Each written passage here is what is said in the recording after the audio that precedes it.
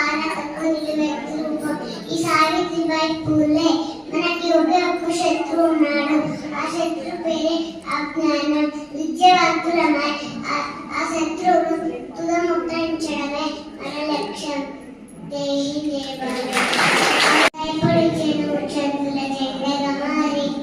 ఈ దేశపు మొదటి పంతులమ్మగా చేరి మన జీవితాలు నింపిందో వెలుగుల దారి. మరి వద్దుర సమాజం మహనీయులను, మరి వద్దుర సమాజం మహనీయులను, పూలే సావిత్రిబాయి త్యాగాలను, అనగా ఆయన జీవితాలు అక్షరధారి. పొద్దే పొడిచెను జెండగా మారి ఈ దేశపు మొదటి పంతులమ్మగా చేరి మన జీవితాలు నింపిందో వెలుగుల దారి.